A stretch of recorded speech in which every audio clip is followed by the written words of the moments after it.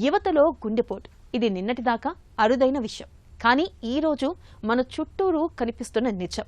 నేటి ఆధునిక జీవన శైలిలో గుండెపోటు వయసు తగ్గిపోతుంది. 25 ఏళ్ల వయసు వారిలోనూ హఠాత్తుగా హార్ట్అటాక్ విరుచుకుపడుతుంది.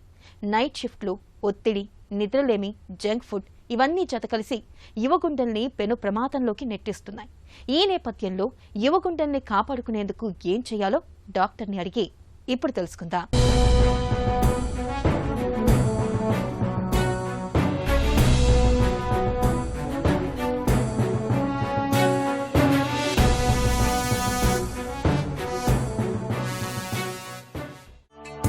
ఇవాళ యువతలో గుండెపోటు కేసులు ఎందుకు పెరుగుతున్నాయి?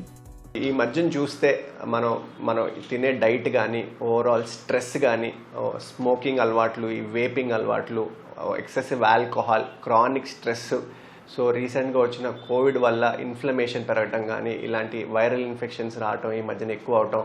సో ఇలాంటి కారణాల వల్ల మీరు లెస్ దెన్ 40 yearsలో హార్ట్ అటాక్స్ చాలా కామన్గా చూస్తున్నామండి. ఎవ్రీ 5 హార్ట్ అటాక్స్లో 1 heart attack is under 40 years.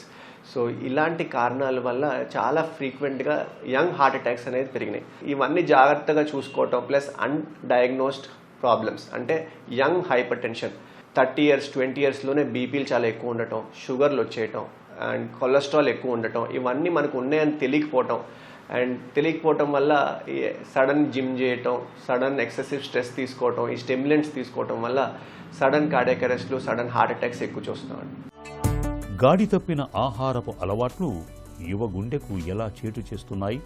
చాలా ఇంపార్టెంట్ అండి. ఈ మధ్యన ఇంతకు ముందు చూస్తే మన ఫుడ్ హ్యాబిట్స్ చాలా డిఫరెంట్గా ఉండేవి. ఈ మధ్యన అంతా processed food, trans fat, high cholesterol ఇవన్నీ చూస్తున్నాం. సో మనం ఫుడ్ ఆర్డర్ చేయడం అనేది చాలా ఈజీ అయిపోయింది. So bad food, high carbohydrates, high sugars, high sodium diets ఎక్కువ తినటం వల్ల హార్ట్ మీద కాన్స్టెంట్ స్ట్రెస్ అనేది కనిపిస్తుందండి. సో ఈ కాన్స్టెంట్ స్ట్రెస్ అనేది ఎప్పుడు హార్ట్కి లాంగ్ టర్మ్ మంచిది కాదు.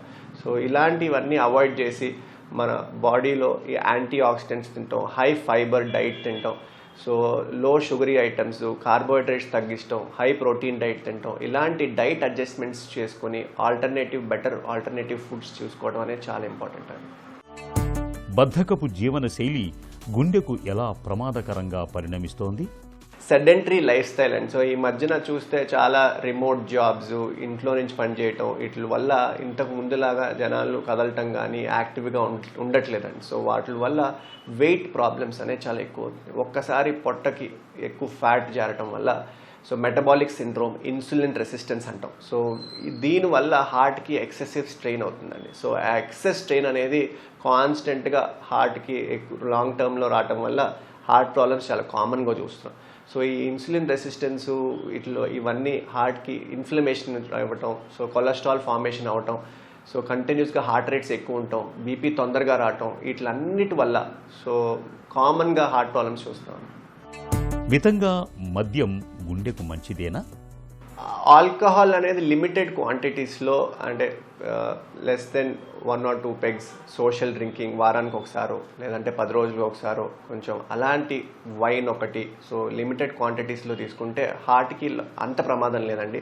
కానీ ఎప్పుడైతే binge drinking and excessive alcohol frequency ఎక్కువ ఉన్నప్పుడు హార్ట్లో bad cholesterols, inflammation, oxidative stress అంటాం. ఈ 3 కారణాల వల్ల కొలెస్ట్రాల్ డిపాజిట్ అవ్వటం, హార్ట్కి క్రానిక్ స్ట్రెస్ అవ్వటం, లాంగ్ టర్మ్లో హార్ట్ ప్రాబ్లమ్స్ వచ్చే ఛాన్సెస్ ఎక్కువ ఉంటాయండి. సో కంట్రోల్డ్గా తీసుకుని అది సోషల్లీ తీసుకునే వాళ్ళకి అంత ప్రాబ్లం ఉండకపోవచ్చు. కానీ ఎవరైతే సడన్గా ఒకరోజు బింజ్ డ్రింకింగ్ అంటే ఒక రాత్రి ఎక్కువ తీసుకోవటం, సో అలాంటి వాళ్ళల్లో సడన్ ప్రాబ్లమ్స్ వచ్చే ఛాన్సెస్ ఎక్కువ ఉంటాయండి. మానసిక ఒత్తిడి, ఆందోళనలకు గుండెపోటుకు సంబంధం ఉందా?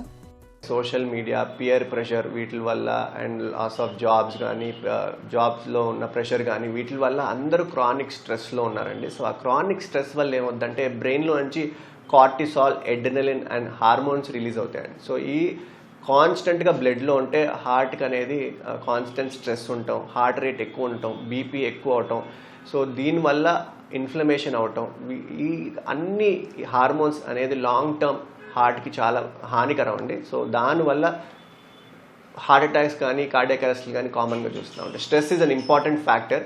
సో స్ట్రెస్ని కంట్రోల్ చేయటం, బ్రీదింగ్ ఎక్సర్సైజెస్ చేయటం, సో అవన్నీ చాలా ఇంపార్టెంట్ అండి. బొజ్జ పెరుగుతున్న కొద్దీ గుండెపోటు ముప్పు కూడా పెరుగుతుందా? సెంట్రల్ ఒబేసిటీ ఫ్యాట్ వల్ల ఏంటంటే ఇన్సులిన్ రెసిస్టెన్స్ అనేది వస్తుందండి. ఇన్సులిన్ రెసిస్టెన్స్, మెటబాలిక్ సిండ్రోమ్ ఇవన్నీ ఏంటంటే బాడీలో ఇన్ఫ్లమేషన్, ఆక్సిడేటివ్ స్ట్రెస్ని ఎక్కువ పుష్ చేస్తాయండి. సో దానివల్ల ఏంటంటే ఈ కొలెస్ట్రాల్ డిపాజిట్ అవటం, సడన్ హార్ట్ అటాక్స్ రావటం అనేది చాలా కామన్గా చూస్తాం. సో ఈ బెల్లీ ఫ్యాట్ అనేది ఉండటం ఎప్పుడు మంచిది కాదు.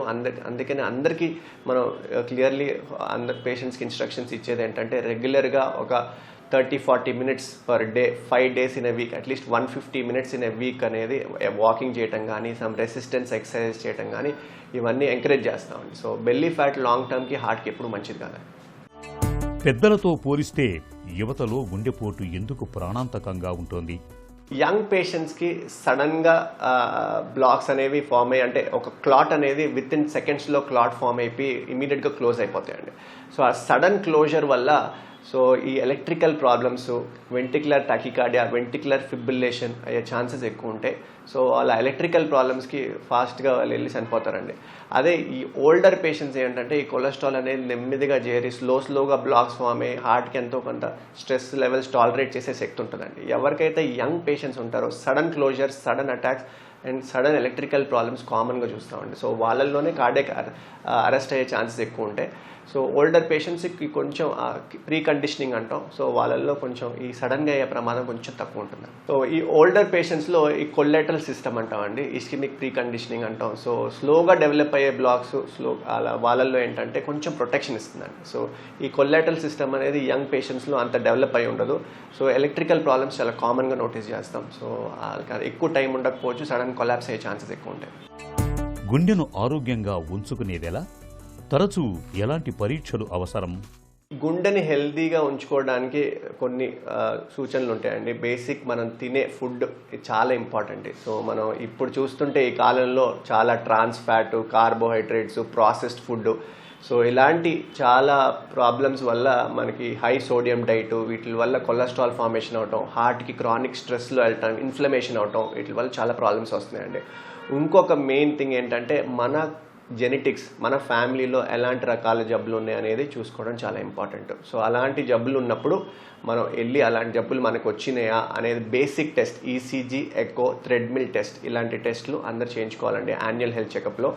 అండ్ ఎక్సర్సైజ్ అండి. So sedentary life style is one of the common cause. అంటే బాగా వెయిట్ పెరగటం, గురక రావటం, ఇవన్నీ క్రానిక్ స్ట్రెస్ అండ్ సరిగ్గా నిద్రపోవటం. సో ఈ నిద్రపోవడం వల్ల కార్టిసాల్, ఎడ్రినలిన్ అనే హార్మోన్స్ పెరగటం, హార్ట్ అనేది ఎప్పుడు రెస్ట్లో ఉండకపోవటం, ఈ క్రానిక్ ప్రాబ్లమ్స్ వల్ల హార్ట్ అనేది ఎప్పుడు స్ట్రెస్లో ఉండటం, ఇన్ఫ్లమేషన్ అవటం, కొలెస్ట్రాల్ అనేది బిల్డప్ అయ్యి సడన్ హార్ట్ అటాక్స్ వస్తాయండి. సో ఇలాంటి కారణాలు అన్నీ మనం ఐడెంటిఫై చేసుకోవాలంటే మనం చెప్పినట్టు బేసిక్ టెస్టులు చేసుకుంటే మనకు సడన్ సర్ప్రైజెస్ ఉండవండి.